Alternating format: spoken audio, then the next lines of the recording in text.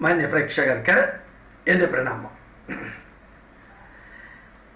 താഴ്ന്ന ജാതിക്കാര് വേദം പഠിക്കരുത്, വേദം പഠിച്ചാൽ, വേദം കേട്ടാൽ അവരുടെ ചെവിയില് ഈയമൊരുക്കി ഒഴിക്കണം എന്നെല്ലാം ധർമ്മശാസ്ത്രത്തിലും സ്മൃതികളിലും പറഞ്ഞിട്ടുണ്ടെന്ന് പലരും പറയാറുണ്ട്. യഥാർത്ഥ വസ്തുത എന്താണ്? ഓരോ മലയാളിയും ഇതറിയണം. ഇപ്പൊ കുറെ ദിവസമായിട്ട് ഞാൻ കുറെ കാര്യങ്ങൾ നിങ്ങളുടെ മുമ്പിൽ പറയുകയാണ്. ഒരാള് എനിക്ക് നല്ലോണം അറിയാവുന്ന എൻ്റെ ഒരു സുഹൃത്ത് അദ്ദേഹം പറയുകയുണ്ടായി, നമ്മുടെ പൈതൃകത്തെ കുറിച്ച് പഠിപ്പിക്കുന്ന വിധത്തിൽ കാര്യങ്ങൾ പറയുമ്പോൾ സാറ് മറ്റ് മതങ്ങളെ കുറിച്ച് പറയണ്ടെന്ന് പറയുകയുണ്ടായി. മറ്റ് മതങ്ങളെ കുറിച്ച് പറയൽ എൻ്റെ ജോലിയുടെ ഭാഗമല്ല. പക്ഷേ മനുസ്മൃതിയിൽ സ്ത്രീകളെ അവഹേളിക്കുന്നു എന്ന് കൂക്കി വിളിച്ച് നടക്കുന്ന ഇവിടുത്തെ കുറേയധികം ബുദ്ധിജീവികളും ഇടതുപക്ഷക്കാരും അവര് ഖുർആൻ വായിക്കണമെന്ന് ഞാൻ പറഞ്ഞില്ല എങ്കിൽ എങ്ങനെയാ അവരറിയാം? അവര് ആ ഖുർആനിൽ സ്ത്രീകളെ ഉപയോഗിക്കുന്നത് ഒരിക്കലെങ്കിലും ഇവര് വായിക്കില്ല. വായിച്ചാലും അവർക്ക് മനസ്സിലാവില്ല. തലയ്ക്കകത്ത് മുഴുവനും ഹിന്ദു വിരുദ്ധമായിട്ടുള്ളതായതുകൊണ്ട് ഒരിക്കലെങ്കിലും ബൈബിള് വായിച്ചാൽ സ്ത്രീകൾക്കെതിരെ എങ്ങനെയാണ് അതിൽ പറയുന്നത് എന്ന് മനസ്സിലാക്കണം എന്ന് ഞാൻ പറഞ്ഞില്ലെങ്കിൽ എങ്ങനെ ഈ മനുസ്മൃതിക്ക് എതിരെ ഇവർ കൂക്കി വിളിക്കുന്നതിനെ ഒന്ന് കമ്പയർ ചെയ്തിട്ട് അതിനെ ഒന്ന് വെല്ലുവിളിച്ചിട്ട് നിരാകരിക്കുന്നത് എങ്ങനെയാ? ഇപ്പൊ പറയേണ്ട കാര്യങ്ങൾ ആർക്ക് ഇഷ്ടപ്പെട്ടാലും ഇഷ്ടപ്പെട്ടില്ലെങ്കിലും അതാത് സമയത്ത് പറയേണ്ടത് പറഞ്ഞില്ലെങ്കിൽ പിന്നീട് അത് പറഞ്ഞിട്ട് കാര്യമില്ല. അത് അവിടെയാണ് കൊടുക്കേണ്ടത്. ചേരും പഠിച്ചേർക്കണം. അപ്പൊ പഠിപ്പിക്കാൻ മനുസ്മൃതിയെക്കുറിച്ചും വേദത്തെക്കുറിച്ചും ഓരോന്നിനെ കുറിച്ചും നല്ല രീതിയിൽ റെസ്പോൺസ് ഉണ്ട് പബ്ലിക്കിന്റെ. ലോകമെമ്പാടുമുള്ള ജനങ്ങൾ സമയം കിട്ടുമ്പോൾ കുത്തിയിരുന്ന് പഠിക്കാൻ തുടങ്ങിയതിന്റെ ലക്ഷണമാണ് കഴിഞ്ഞ 1, 2, 3 ആഴ്ചകളായിട്ട് ശക്തികുളങ്ങരയായാലും തീർത്ഥവാദ മണ്ഡപത്തിലായാലും ഇവിടെ വിനായക നഗറിലാണെങ്കിലും പല സ്ഥലങ്ങളിലും ക്ലാസ് എടുക്കാൻ നിരന്തരം പോകുന്ന സമയത്ത് അനവധി യുവാക്കൾ എന്ന് പറഞ്ഞു കഴിഞ്ഞാൽ എണ്ണാൻ പറ്റാത്ത അത്രയും യുവാക്കള് അടുത്ത് വന്ന് പറയാറുണ്ട്, സാർ ഇപ്പൊ സാറിന്റെ യൂട്യൂബിൽ അപ്ലോഡ് ചെയ്തിരിക്കുന്ന കാര്യങ്ങൾ അപ്പൊ തന്നെ ഞങ്ങൾ സബ്സ്ക്രൈബ് ചെയ്തിരിക്കുന്നതുകൊണ്ട് ഞങ്ങൾക്ക് കിട്ടും. ഞങ്ങളുടെ കമ്പനിയിൽ വർക്ക് ചെയ്യുമ്പോഴും ലഞ്ച് ഇന്റർവെല്ലിലും ഹോട്ടലിൽ പോയി ചായ കുടിക്കുമ്പോഴത്തേക്കും ഞങ്ങൾ കാറിൽ ട്രാവൽ ചെയ്യുമ്പോഴത്തേക്കും ഞങ്ങൾ എവിടെയെല്ലാം പോകുന്നോ ഞങ്ങളുടെ കൂട്ടത്തിലുള്ളവർ വേറെ ഏതെങ്കിലും വിഷയങ്ങൾ എടുക്കുകയോ അല്ലെങ്കിൽ നമ്മുടെ പൈതൃകത്തെയും ഹിന്ദുധർമ്മത്തെയും അവഹേളിക്കുകയോ ചെയ്യുമ്പോൾ കറക്റ്റായിട്ട് ഇതൊന്ന് ഓൺ ചെയ്ത് കൊടുത്തു കഴിഞ്ഞാൽ പിന്നെ അവർക്ക് യാതൊരു സംശയവും ഇല്ല, പിന്നെ അവർ മിണ്ടില്ല. ഇത്രയും കാലം തലകുനിച്ച് അപകർഷതാ ബോധത്തോടുകൂടി ജീവിച്ച് ഹിന്ദുവാണെന്ന് പറയാൻ പോലും, അഭിമാനത്തോടുകൂടി പറയാൻ പോലും പറ്റാതെ തലകുനിച്ചിരുന്ന ഞങ്ങൾക്ക് ഒരു 100 പ്രാവശ്യം ഇപ്പൊ തല ഉയർത്തിയൊരു 100 ജന്മമുണ്ടെങ്കിൽ ഒരു ഹിന്ദുവായി തന്നെ ജനിക്കാൻ ഭാഗ്യം ലഭിക്കണമേ ജഗദീശ്വര എന്ന് പ്രാർത്ഥിക്കുന്ന ലെവലിൽ ഞങ്ങളെ എത്തിച്ചത് സാറിന്റെ ഈ പ്രഭാഷണങ്ങളാണ്, യൂട്യൂബിലെ പ്രഭാഷണങ്ങളാണ്. ആ പ്രഭാഷണങ്ങളിൽ ഹിന്ദുധർമ്മത്തെ വെല്ലുവിളിച്ചവർക്കുള്ള ഉത്തരവുണ്ട്, പഠിക്കാൻ ആഗ്രഹമുള്ളവർക്കുള്ള വിവരണങ്ങളുണ്ട്, എതിർക്കുന്നവരെ എതിർക്കാനുള്ള കാര്യങ്ങളുണ്ട്, അതിനകത്ത് രാഷ്ട്രീയമുണ്ട്, യുക്തിവാദത്തിനെതിരെയുണ്ട്, ആൾദൈവത്തിനെതിരെ നമ്മളുടെ മാത്രം ആത്മീയ നേതാക്കളെ അവഹേളിക്കുന്നതിനെതിരെയുള്ള കമന്റുകളുണ്ട്, പേരെടുത്ത് പറഞ്ഞിട്ടുള്ള കമന്റുകളുണ്ട്, ഹിന്ദുധർമ്മത്തെ അവഹേളിച്ച് മതം മാറ്റുന്ന ക്രിസ്ത്യാനികൾക്ക് ഉള്ളതുണ്ട്, ബൈബിളിനെ മുഴുവനും വിശകലനം ചെയ്തതുണ്ട്, സക്കർ നായിക്കിനെയും MM അക്ബറിനെയും കുറിച്ച് പറയുന്നതെല്ലാം ഉണ്ട്. അതെല്ലാം സമഗ്രമായ ഭാരത പൈതൃകത്തിന്റെ 5 വാക്കുകളിലൂടെ നിരന്തരം പറയുന്ന പ്രക്രിയയുടെ ഭാഗമാണ്. പഠിക്കണം, അത് പഠിപ്പിക്കണം, അത് പ്രചരിപ്പിക്കണം, അതിനുവേണ്ടി പ്രവർത്തിക്കണം, ആവശ്യമുള്ളിടത്ത് പ്രതികരിക്കണം. 5ഉം ചെയ്തുകൊണ്ടിരിക്കുന്നതിന്റെ ഭാഗമാണത്. അതുകൊണ്ടാണ് പലതും പല സന്ദർഭങ്ങളിലും ഉപയോഗിച്ച് വ്യക്തമായിട്ട് പറയുന്നത്. ഈ വേദം സവർണര് മാത്രമേ പഠിക്കാവൂ എന്ന് പറയും, ഉയർന്ന ജാതിക്കാര് മാത്രമേ പഠിക്കാവുന്നുള്ളൂ. അങ്ങനെ പറഞ്ഞിട്ടില്ല. ഒരൊറ്റ ഗ്രന്ഥത്തിൽ പോലും പറഞ്ഞിട്ടില്ല വേദം സവർണരെ പഠിക്കാവൂ എന്ന്. വേദം ആർക്ക് വേണമെങ്കിലും പഠിക്കാം. ജനറലി ശരീരവും മനസ്സും ശുദ്ധമായിരിക്കണം, ആഹാരം ശുദ്ധമായിരിക്കണം. ഒരു കുലീന മായിട്ടുള്ള വീക്ഷണവും പ്രവൃത്തിയും എല്ലാം ആയിരിക്കണം. വേദത്തെ പകുത്തത് മുക്കുവ സ്ത്രീയിൽ ജനിച്ച ആളല്ലേ, ഇത് ഞാൻ പറഞ്ഞിട്ടുണ്ട്. പിന്നെ കുറേ കാര്യങ്ങൾ പറഞ്ഞു. അത് വീണ്ടും ആവർത്തിക്കാതെ എന്തുകൊണ്ടാണ് വേദം പഠിക്കണമെന്നില്ല എന്ന് പറഞ്ഞിരിക്കുന്നത്? പഠിക്കരുതെന്നല്ല പറഞ്ഞിരിക്കുന്നത്, പഠിക്കണമെന്നില്ല. പഠിച്ചാൽ ജന്മനാൽ ജായതേ ശൂദ്ര കർമ്മണാൽ ജായതേ ദ്വിജ ബ്രഹ്മജ്ഞാനേന ഏവ ബ്രാഹ്മണ. ജന്മം കൊണ്ട് എല്ലാവരും ശൂദ്രനാണ്. കർമ്മം കൊണ്ട് വേറൊരു പേര് ലഭിക്കുന്നു. എഞ്ചിനീയർ, ഡോക്ടർ, വൈദ്യൻ, ചാർട്ടേഡ് അക്കൗണ്ടന്റ്. ഈ വേദം പഠിച്ചാൽ അതേ വ്യക്തിയുടെ പേരാണ് ബ്രാഹ്മണൻ. ഇപ്പൊ ബ്രാഹ്മണൻ എന്ന് പറയുന്നത് ബൈ ബർത്ത് കിട്ടുന്നതൊന്നുമല്ല. By birth Namboothiri, Konkani, Iyengar, Iyer. അത് ഞാൻ ഇന്നലെ പറയുകയും ചെയ്തിട്ടുണ്ട്.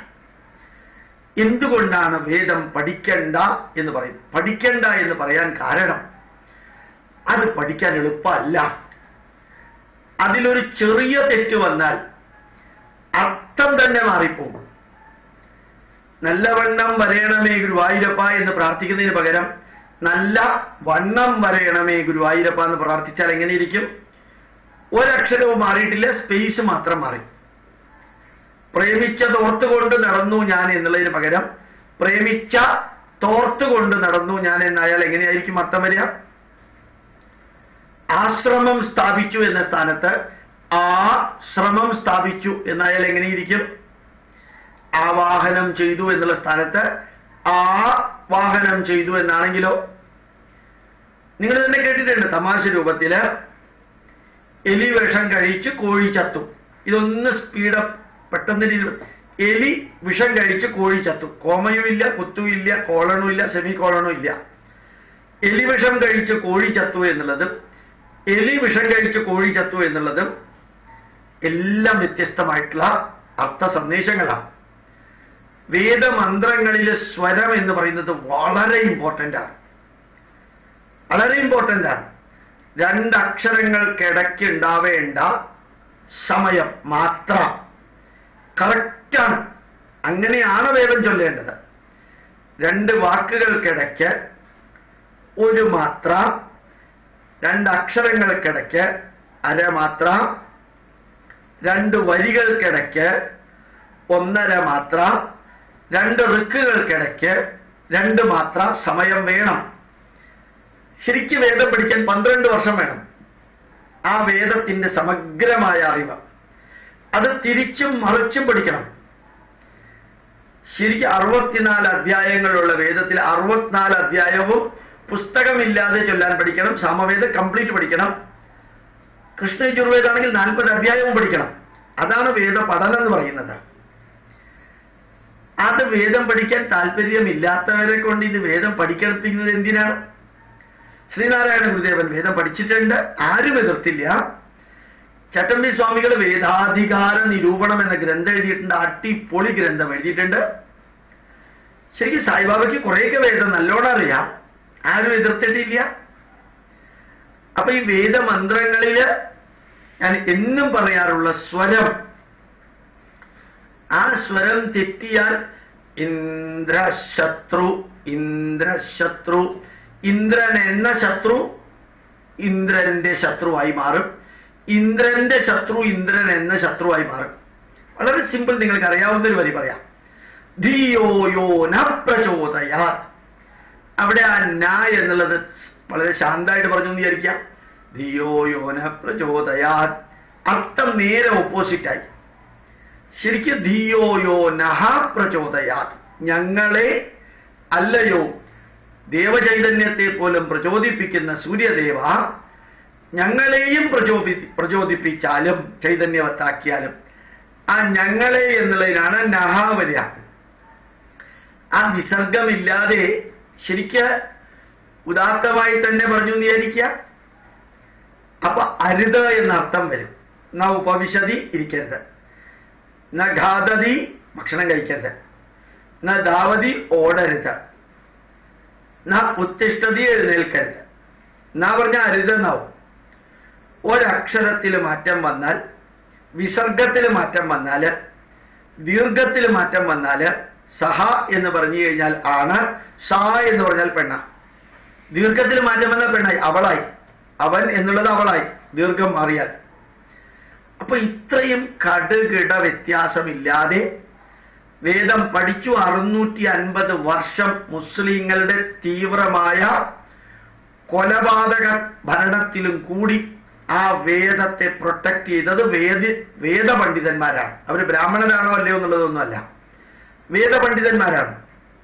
അതിനുശേഷമുള്ള ക്രിസ്ത്യൻ ഭരണത്തിലും പിന്നീട് മാക്സ് മുള്ളറെ കൊണ്ട് ഈ വേദം മുഴുവനും ഒരു പേജിന് 5 പൗണ്ട് വെച്ച് കൊടുത്ത് മിസ്ഇന്റർപ്രറ്റ് ചെയ്ത മെക്കോളെ പ്രഭു, മിസ്ഇന്റർപ്രറ്റ് ചെയ്തിട്ടും അവിടെ ഒന്നും തകരാതെ ഈ വേദപണ്ഡിതര് ആ വേദത്തെ സംരക്ഷിച്ചു. ഇപ്പോഴും വേദമുണ്ട്, ഒറിജിനൽ വേദമുണ്ട്. ആ വേദമുണ്ടാവാൻ കാരണം അതികഠിനമായിട്ട് അവർ പഠിച്ചത് കൊണ്ടാണ്. വെറും പഠിക്കലല്ല വേദം. സംഹിതാപാഠം, ക്രമപാഠം, ജടാപാഠം, അതുപോലെ തന്നെ മാലാപാഠം. എത്രയാ പാഠഭേദങ്ങളെന്നറിയോ? ചില മന്ത്രങ്ങളൊക്കെ ചൊല്ലുമ്പോ പഠിക്കണം. നാകം നാകം നാകം മഹീമാന ഹനാകം നാകം ഹാനാകം മഹീമാന മഹീമാന നാഗം ഹനാകം മഹീമാന സജന്ത സജന്ത മഹീമാന നാഗം നാഗം മഹീമാന സജന്ത. ഇങ്ങനെ തിരിച്ചും മറച്ചും ഇട്ടു ഉദാത്തവും അനുദാത്തവും സുരിതവും രേപവും ഹ്രസ്വവും പ്രജേയവും അനുനാസികയും കമ്പവും ദീർഘകമ്പവും പ്ലുതവും ഇത്രയും സ്വരങ്ങൾ ചേർത്ത് പഠിക്കാൻ താല്പര്യമില്ലാത്തവനെ കൊണ്ട് ഇത് പഠിപ്പിച്ചാല് എന്താ സംഭവിക്കുക? ഒരു യോഗ്യതയില്ലാത്തവർ MLA-യും മന്ത്രിയുമായിട്ട് കാട്ടിക്കൂട്ടുന്നത് കാണുന്നത് പോലെ നമ്മൾ കാണേണ്ടി വരും. അതൊന്നില്ലെങ്കിൽ തലയ്ക്കകത്ത് ഒന്നുമില്ലാത്തവരെ വിദ്യാഭ്യാസ മന്ത്രിയാക്കിയാലും നോട്ട് ബുക്കും ടെക്സ്റ്റ് ബുക്കും ഒന്നും വരില്ലെന്നേ ഉള്ളൂ. ആരും ചത്തുപോവില്ല, ആർക്കും വേറെ വലിയ പ്രശ്നമൊന്നും ഉണ്ടാവില്ല. കാരണം വിദ്യാഭ്യാസ മന്ത്രിക്ക് ആവശ്യവും ഇല്ലാത്തൊരു സാധനമാണ് വിദ്യാഭ്യാസ യോഗ്യത. പക്ഷേ വേദം പഠിക്കാൻ അക്ഷരം മുതൽക്ക് അവതരണം മുതൽക്ക് അർത്ഥം മുതൽക്ക് ഗ്രാമർ മുതൽക്ക് അതിൻ്റെ ആചാരാനുഷ്ഠാനങ്ങൾ മുതൽക്ക് കംപ്ലീറ്റ് കാര്യങ്ങൾ പഠിക്കണം. കുത്തിയിരുന്ന് പഠിക്കണം. രാവിലെ 3 മണിക്ക് എഴുന്നേറ്റിരുന്ന് പച്ച വെള്ളം കുടിക്കാൻ കിട്ടണമെങ്കിൽ 8:30 മണിയാവും. ഇതാണ് വേദ പഠനത്തിന് പറഞ്ഞിരിക്കുന്ന മാർഗം. ഇന്നും അത് അനുശാസിക്കുന്നുണ്ട്, ചെറിയ ചെറിയ ചെറിയ വ്യത്യാസങ്ങളോട് കൂടിയാണെങ്കിലും. പൂർണ്ണമായിട്ട് പഠിക്കുന്നവരുടെ കാര്യമാണ്. കുറച്ച് ശ്രുതികൾ മാത്രം പഠിക്കും, സ്വരങ്ങൾ മാത്രം പഠിക്കുന്നവരും പുരുഷ സൂക്തം, സ്ത്രീ സൂക്തം, ഭൂസൂക്തം, ഭാഗ്യസൂക്തം, പ്രാതരഗ്നിം പ്രാതരിന്ദ്രം ഹവാമഹേ, പ്രാതർമിത്ര വരുണ പ്രാതരശ്വീന പ്രാതർപ്പകംഭൂഷണം ബ്രഹ്മാണസ്പതിം, പ്രാതർ സോമമുദരുദ്രം ഹുവേമ, പ്രാതർജിതം വകമുഗ്രം ഹുവേമ വയം പുത്രമതിദേര്യോ വിദത്താ, ആദ്രശ്ചിദ്യമന്യമാനസ്ത്രശ്ചിദ്രാജാചിത്യം ഭഗം ഭക്ഷേത്യാഹ ഭഗ പ്രണേതർഭഗ സത്യരാധോ. ഇങ്ങനെയൊക്കെ പറയണമെങ്കിൽ കുറേ കാലം മുമ്പ് പഠിക്കണം. ഞാൻ പറയുന്നത് ഗ്രേറ്റ് ആണെന്ന് പറഞ്ഞതല്ല, ഇത് തന്നെ ഞാൻ സ്പീഡിലാണ് പറഞ്ഞത്. ഇങ്ങനെ പറയാനും പാടില്ല. ശ്രീസൂക്തമൊക്കെ പറയുമ്പോ ഹിരണ്യവർണാം ഹരിണീം സുവർണരജതസ്രജാം ചന്ദ്രാം ഹിരൺമയീം ലക്ഷ്മീം ജാതവേദോ മഹാവഹാം താം മഹാവഹജാതവേദോ ലക്ഷ്മീർമനഭഗാമിനീം യസ്യാം ഹിരണ്യം വിന്ദേയം കാമശ്വം പുരുഷാനഹം അശ്വപൂർവാം രഥമധ്യാം ഹസ്തിനാഥ പ്രബോധിനീം. ഇങ്ങനെ തന്നെ പറഞ്ഞാലേ വേദമാവുള്ളൂ. ഇത് പഠിക്കാൻ ആർക്കെല്ലാം പറ്റുമോ അവർക്ക് പഠിക്കരുത് എന്ന റൂളില്ല. അച്ഛനമ്മമാര് ബ്രാഹ്മണരായവർക്കേ വേദം പഠിക്കാവൂ എന്ന് പറഞ്ഞിട്ടില്ല. ഇത് നിങ്ങൾ അറിയണം. ഏത് സ്ഥലത്ത് വന്നിട്ട് വെല്ലുവിളി ഏറ്റെടുക്കാനും തയ്യാറാണ്. പക്ഷെ ഒരു കാര്യം നിർബന്ധമുണ്ട്. ശ്രീനാരായണ ഗുരുദേവൻ പറഞ്ഞതുപോലെ വാദിക്കാനും ജയിക്കാനും ഞാനില്ല, എനിക്ക് താല്പര്യമില്ല. അറിയാനും അറിയിക്കാനും വളരെ താല്പര്യമുണ്ട്. താനും എല്ലായിടത്തും വരാൻ തയ്യാറുമാണ്. ശരിക്കും സക്കീർ നായിക്കിനെ എന്തുകൊണ്ട് വെല്ലുവിളിച്ചുകൂടാ എന്ന് കുറച്ചു കാലം മുമ്പ് വരെ കുറെ മുസ്ലിങ്ങൾ കുറെ ക്രിസ്ത്യാനികളൊക്കെ ചോദിക്കാറുണ്ട്. എന്റെ ജോലിയല്ല അത്. സക്കീർ നായിക്ക് 1 മണിക്കൂർ സംസാരിക്കുന്നതിന് ഞാൻ മറുപടി കൊടുത്തു കഴിഞ്ഞിട്ട് പിന്നെ അദ്ദേഹം വേറെ എന്തെങ്കിലുമൊക്കെ പറയാൻ തുടങ്ങിയാലോ, അതിനും ഞാൻ മറുപടി കൊടുക്കാൻ പോണം. അദ്ദേഹത്തിന് തോന്നിയ അവർക്കൊന്നില്ലെങ്കിൽ ഖുർആൻ എന്ന ഒറ്റ പുസ്തകമേ ഉള്ളൂ. നമുക്ക് അങ്ങനെയില്ല. ഋഗ്വേദത്തിന് 25 ശാഖകളുണ്ട്. യജുർവേദത്തിന് 108 ശാഖകളുണ്ട്. 108 ശാഖകൾ എന്ന് പറഞ്ഞാൽ എക്സാജറേഷൻ അല്ല. സാമവേദത്തിന് 1001 ശാഖകളുണ്ട്. അഥർവവേദത്തിന് 52 ശാഖകളുണ്ട്. 18 ബ്രാഹ്മണ ഗ്രന്ഥങ്ങളുണ്ട്. 11 ആരണ്യക ഗ്രന്ഥങ്ങളുണ്ട്. 108 ഉപനിഷത്തുക്കളുണ്ട്. 18 പുസ്തകങ്ങൾ വീതമുള്ള ശിക്ഷ, നിരുക്തം, വ്യാകരണം, ഛന്ദശാസ്ത്രം, കൽപ്പശാസ്ത്രം, ജ്യോതിഷം പുസ്തകമുണ്ട്. 18 പുരാണങ്ങളും 18 ഉപപുരാണങ്ങളും 2 ഇതിഹാസങ്ങളുമുണ്ട്. 6 ദർശനങ്ങളും അവയുടെ വ്യാഖ്യാനങ്ങളുമുണ്ട്.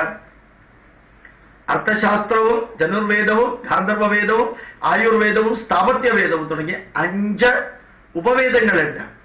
ക്രിസ്ത്യാനികളെ പോലെ ഒരു പുസ്തകമല്ല, മുസ്ലിങ്ങളെ പോലെ ഒരു പുസ്തകമല്ല. അവർക്ക് ഒരു പുസ്തകം പഠിച്ചിട്ട് എന്നോട് എന്തെങ്കിലും ചോദിച്ചു കഴിഞ്ഞാൽ എനിക്ക് അത് രണ്ടും പഠിക്കാൻ ഒരു താല്പര്യവും ഇല്ല. ഇവിടെ ഉണ്ട് ഇഷ്ടം മാതിരി. പക്ഷെ ഇതില് പെട്ടെന്ന് കയറി എന്നോട് 6ാമത്തെ ദർശനത്തിൽ ഇങ്ങനെ ഇല്ലേന്ന് ചോദിച്ചാൽ ഒന്നില്ലെങ്കിൽ ഞാൻ പച്ചയ്ക്ക് നുണ പറയേണ്ടി വരും. താൻ അടുത്ത ശ്ലോകവും കൂടി പറഞ്ഞാൽ ഇത് ഞാൻ പറയാന്ന്. കാരണം അയാൾ പറയില്ല. അങ്ങനെ ഒരു വാദപ്രതിവാദത്തിന് ഞാൻ സക്കീർ നായിക്കിന്റെ കൂട്ടത്തിൽ പോകണോ, അല്ലെങ്കിൽ ആരുടെങ്കിലും കൂട്ടത്തിൽ പോകണോ?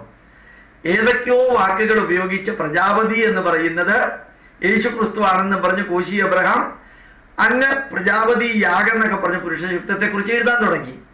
എന്തിനാണ്? Bible for the Indians in Indian cup, Bible for the Indians in Indian cup എന്ന സിദ്ധാന്തം പ്രാവർത്തികമാക്കാൻ. അതിനൊക്കെ ഉത്തരം കൊടുക്കാൻ പോയാൽ ഒരു ഉത്തരമേ അതിനുള്ളൂ. കള്ളനെ ഏത് വഴി കൂടെ വേണമെങ്കിലും ഓടാം. പോലീസുകാരൻ കള്ളനെ പിടിക്കണമെങ്കിൽ കള്ളന്റെ പുറകെ കൂടി തന്നെ ഓടണം. അപ്പൊ കള്ളന്മാരുടെ പുറകെ ഓടാൻ ഞാനൊരു പോലീസല്ലല്ലോ. കള്ളത്തരം ചെയ്യുന്നവരുടെ പുറകെ ഓടാൻ എനിക്ക് താല്പര്യമേ ഇല്ല. എന്തിനാ ഇത്രയും പറഞ്ഞറിയും? മനുസ്മൃതിയെക്കുറിച്ചുള്ള വിവരണം അതിഗംഭീരമായിട്ട് കൊടുത്തു. ഒത്തിരി പേര് അപ്രീഷിയേറ്റ് ചെയ്തു. വേദത്തെക്കുറിച്ചുള്ള വിവരണങ്ങൾ കൊടുത്തു. കുറെ ഡൗട്ട്സ് സ്ത്രീകൾക്കും അതിനെക്കുറിച്ചൊക്കെ ഉണ്ടായിരുന്നത് കൊടുത്തു, വിവരണങ്ങൾ കൊടുത്തു. അപ്പൊ വേദം എന്തുകൊണ്ട് മറ്റുള്ളവർ പഠിക്കണ്ട എന്ന് പറയുന്നു, അതിനെക്കുറിച്ചുള്ള വിവരണങ്ങൾ കൊടുക്കണമെന്ന് തോന്നി. നീണ്ട യഥാർത്ഥത്തിൽ നഷ്ടപ്പെട്ടു പോയ ഗ്രന്ഥങ്ങളെ കുറിച്ചൊക്കെ കുറേ കാര്യങ്ങൾ പറയാനുണ്ട്. അപ്പോ പലതിനെക്കുറിച്ച് പ്രതികരിക്കുന്നതോടൊപ്പം തന്നെ പലതിനെക്കുറിച്ച് പഠിക്കാൻ ആഗ്രഹമുള്ളവർക്ക് കുറച്ച് സുദീർഘമായിട്ട് കാര്യങ്ങൾ പറഞ്ഞു കൊടുക്കണം എന്നൊരാഗ്രഹം തോന്നി. ശരിക്കും വേദത്തിന്റെ ശ്രുതിയോടുകൂടി സ്വരത്തോടുകൂടി കുറെ പേരെ വായിക്കാനെങ്കിലും പഠിപ്പിക്കണം എന്ന് തോന്നി. അപ്പോഴാണ് നമുക്ക് Indian institute of scientific heritage എല്ലാ വേദവും ഇറക്കിയിട്ടുണ്ട്. www.iish.org 200 മണിക്കൂർ വേദവും അപ്ലോഡ് ചെയ്തിട്ടുണ്ട്. ഫുള്ളായിട്ട് അപ്ലോഡ് ചെയ്തിട്ടുണ്ട്. നമ്മുടെ സ്കൂളിലെ കുട്ടികളെ ഒരു 10 സൂക്തമെങ്കിലും സ്വരത്തോടുകൂടി പഠിപ്പിക്കാനുള്ളൊരു പരിപാടി ആവിഷ്കരിക്കാൻ സായി സേവാ സമിതി പ്രവർത്തകർ നല്ലോണം വർക്ക് ചെയ്യുന്നുണ്ട്. അവരുമായിട്ട് ചേർന്ന് കുറേ പേരെ ഒരു 5-6 മണിക്കൂർ കൊണ്ട് 3-4-5 സൂക്തം പുസ്തകം നോക്കി വായിക്കാൻ പറ്റുന്ന ലെവലിലേക്ക് ആക്കിയാൽ കൊള്ളാമെന്നുണ്ട്. ഏത് മതത്തിലുള്ളവരെയും ഏത് ജാതിയിലുള്ളവരെയും ഏത് വിഭാഗത്തിലുള്ളവരെയും. കാരണം ക്രിസ്ത്യാനികൾ ഇപ്പോൾ ബൈബിളൊന്നും പഠിക്കണില്ല, മുസ്ലിങ്ങളും ഖുർആനൊന്നും പഠിക്കണില്ല. കുറച്ചെന്തെങ്കിലുമൊക്കെ പഠിച്ചിട്ടുണ്ട്, ചില വരികൾ ഉപയോഗിക്കും. നമ്മളും എല്ലാം ഒന്നും പഠിക്കണ്ട, കുറച്ച് സൂക്തങ്ങൾ പഠിച്ചാൽ മതി. അപ്പോൾ വേദം മലയാളത്തിലോ സംസ്കൃതത്തിലോ കയ്യിൽ കിട്ടിയാൽ വായിക്കാൻ സാധിക്കും, വായിക്കാൻ അറിയാം എന്നുള്ള ലെവലിലേക്കെങ്കിലും നമ്മൾ വരാൻ വേണ്ടിയാണ് ഈ വേദം. എല്ലാവരും പഠിക്കണ്ട, എല്ലാവരും പഠിക്കണമെന്നില്ല ഇങ്ങനെ പറഞ്ഞിട്ടുണ്ട്. വേദം പഠിക്കരുത് എന്ന് പറഞ്ഞിട്ടില്ല. You need not learn Vedas, you need not study Vedas, but you should not study Vedas എന്നുള്ളത് പറഞ്ഞിട്ടില്ല. അങ്ങനെ പറഞ്ഞിരുന്നു എങ്കിൽ ചിന്മയാനന്ദനെ പോലെ നായർ ഫാമിലിയിൽ ജനിച്ച ആളാണ്. വിവേകാനന്ദൻ അതേപോലെയുള്ള സോക്കോൾഡ് ബ്രാഹ്മിൻ ഫാമിലിയിലല്ല. അതൊക്കെ ഞാൻ എക്സ്പ്ലെയിൻ ചെയ്ത് കഴിഞ്ഞു, വീണ്ടും ആവർത്തിക്കുന്നതിൽ അർത്ഥമില്ല. ഏതായാലും ഒരു കാര്യത്തിൽ അഭിമാനമുണ്ട്. നമ്മൾ പറയുന്ന കാര്യങ്ങൾ കുറെ അധികം പേര് ഏറ്റെടുക്കുന്നുണ്ട്. കുറേ ആഗ്രഹം ഉണ്ടായിരുന്നതാണ്. കേരളം മുഴുവനും വെജിറ്റേറിയൻ ഹോട്ടലുകൾ ധാരാളമായിട്ട് വരണമെന്ന് പറഞ്ഞ് വെജിറ്റേറിയനത്തെ കുറിച്ച് പ്രഭാഷണം നടത്തി. ഇപ്പൊ കേരളം മുഴുവൻ വെജിറ്റേറിയൻ ഹോട്ടലുകളാണ്. എത്രയധികം! ശ്രീനാരായണ ഗുരു ഹിന്ദു ഋഷിയാണ്, ഹിന്ദു സന്യാസിയാണ്. ആരല്ല എന്ന് പറഞ്ഞാലും ഹൈന്ദവ ധർമ്മത്തിന് വേണ്ടി ജീവിച്ചു മരിച്ച ആളാണ്, സമാധിയായ ആളാണ്. അത് SNDP-കാരും വെള്ളാപ്പള്ളിയും എല്ലാവരും എടുത്തു. വെജിറ്റേറിയൻ ഭക്ഷണത്തെക്കുറിച്ച് എല്ലാവരും എടുത്തു. ലക്ഷക്കണക്കിന് CD-കൾ വേദത്തിൻ്റെത് ആൾക്കാർ കേൾക്കുന്നുണ്ട്. നമ്മുടെ പൈതൃകത്തിന്റെ CD-കൾ കോപ്പിറൈറ്റ് ഇല്ലാതെ കൊടുക്കുന്നത് അസാധാരണമായിട്ട് എഫക്റ്റ് ചെയ്യുന്നുണ്ട്. നമ്മുടെ മെഡിക്കൽ സിസ്റ്റത്തെ കുറിച്ച് പോലും നമ്മൾ കൊടുക്കുന്ന വിവരണങ്ങൾ ധാരാളം പേരെടുക്കുന്നുണ്ട്, എതിർപ്പുള്ളവരുണ്ട്. അതുണ്ടാവണം. അങ്ങനെ ഒരു ലെവലിലേക്ക് ഒരു ചെറിയ ആറ്റമിക് റിയാക്ടർ പോലെ ഇരുന്ന് യൂട്യൂബിലൂടെ കാര്യങ്ങൾ പറഞ്ഞ് 7,000-ഓളം പ്രഭാഷണങ്ങൾ നടത്തി, 130 പുസ്തകങ്ങൾ എഴുതി, 500 CD-കളും DVD-കളും പെൻഡ്രൈവുകളും ഇറക്കി, ബ്രൂഷറുകൾ ഇറക്കി, പിന്നെ ഫേസ്ബുക്കിലും ട്വിറ്ററിലും എഴുതി, ജനം TV-യിൽ 6:50-നും രാവിലെ കേരള വിഷനിലൊക്കെ ക്ലാസ് എടുത്ത്, അതുപോലെ തന്നെ അമൃത TV-യിലൊക്കെ ക്ലാസ് എടുത്ത്, ഏഷ്യാനെറ്റിൽ പണ്ട് ചർച്ചകളിലൊക്കെ പങ്കെടുത്ത് കുറേയധികം കാര്യങ്ങൾ ചെയ്യാൻ പറ്റുന്ന കൂട്ടത്തിൽ സോളിഡായിട്ട് കുറേ കാര്യങ്ങൾ പഠിപ്പിക്കണമെന്നും തോന്നി. അതിലാണ് വേദത്തെക്കുറിച്ചും വേദശാഖകളെക്കുറിച്ചും മനുസ്മൃതിയെക്കുറിച്ചും എല്ലാം സിസ്റ്റമാറ്റിക്കായിട്ട് വിവരിച്ചത്. നിങ്ങൾക്ക് എന്തെങ്കിലും ചോദ്യങ്ങൾ ചോദിക്കാനുണ്ടെങ്കിൽ യൂട്യൂബിൻ്റെ ചുവട്ടിൽ എഴുതുകയാണെങ്കിൽ, വർത്താണെങ്കിൽ തീർച്ചയായിട്ടും അത് വിവരിക്കുന്നുണ്ടാവും. പ്രണാമം, നമസ്കാരം.